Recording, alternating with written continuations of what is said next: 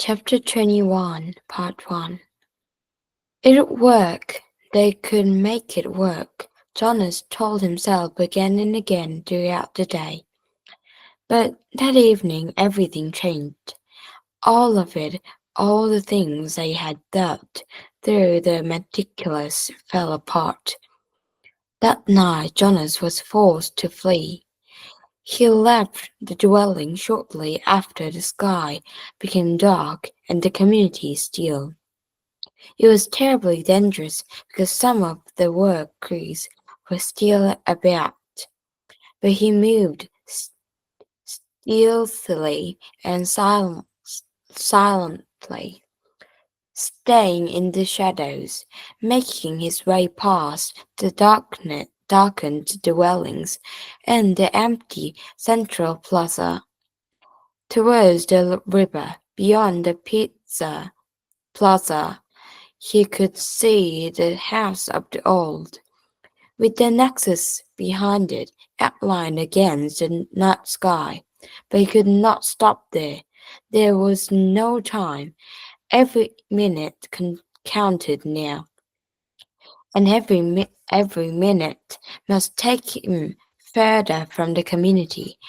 Now he was on the bridge, hunched over on the bicycle, pedaling steadily. He could see the dark, churning water far below. He felt surprisingly, no fear, nor any regret at leaving the community behind, but he felt a very deep sadness that he had left his closest friend behind. He knew that in the danger of his escape, he must be absolute silent. But with his heart and mind, he called back and hoped that with his capacity of hearing beyond, the giver would know that Jonas had said goodbye.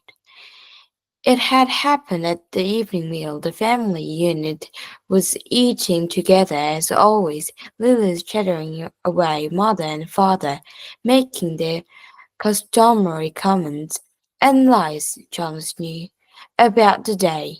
Nearby, Gabriel played happily on the floor, babbling his baby talk, looking with glee now and then towards Jonas, obviously delighted to have him back after the unexpected night away from the dwelling.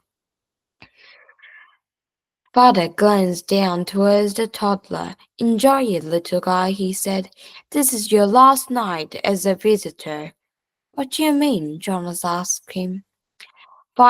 Father sighed with disappointment. "Well, you know, he wasn't here when you got home this morning because we had him stay overnight at the nurturing center.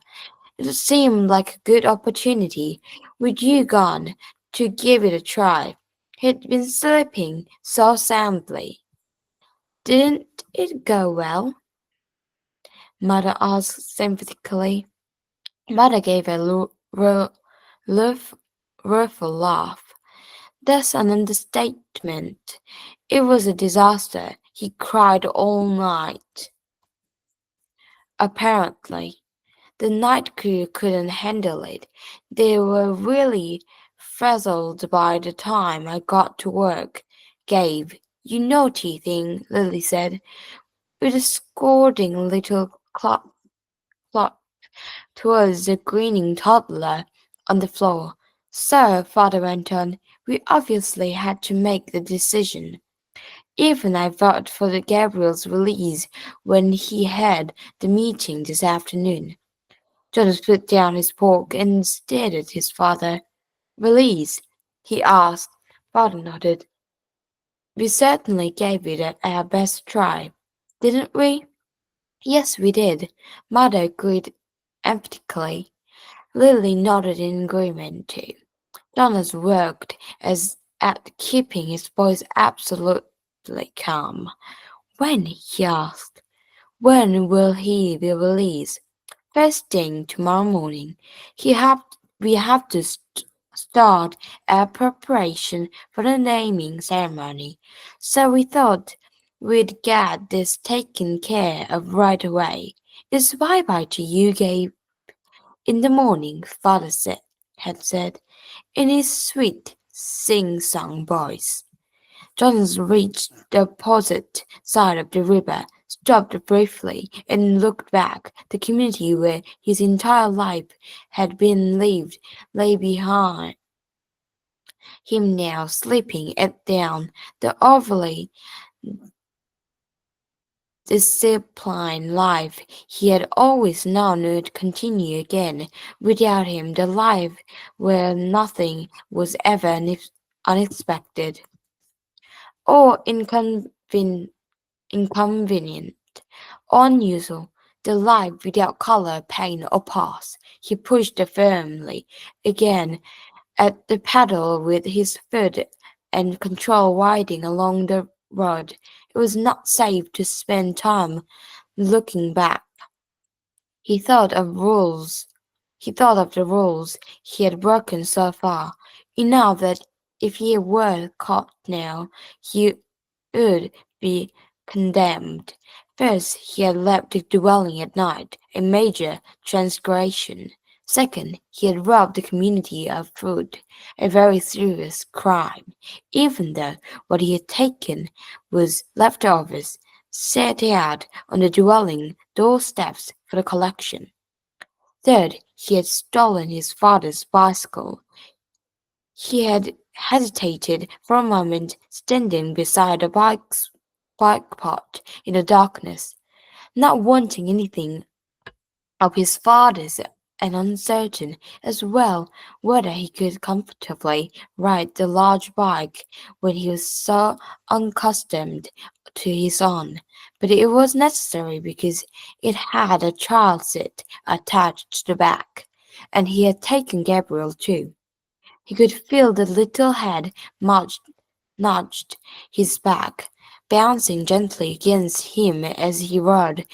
Gabriel was sleeping soundly, strapped into the seat. Before he had left the dwelling, he had laid his hands firmly on Gabe's back and transmitted to him the most smoothing memory he could, a slow swing hammock under palm trees on an island.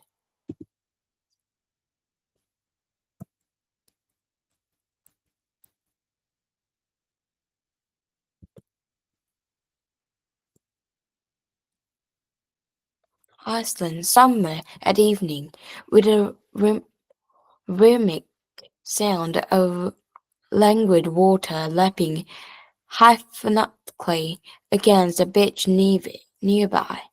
As the memory swept from him into the new child, he could feel Gabe's sleep ease and deepen. There had been no stir at all when Jonas lifted him from the crib and placed him gently into the molded seat. He knew that he had the remaining hours of night before they would be aware of his escape, so he rode hard, steadily, willing himself not to tire as the minutes and miles passed. There had been no time to receive the memories he and the giver had counted on, of strength and courage, courage, courage. So he relied on what he had and hoped it would be enough.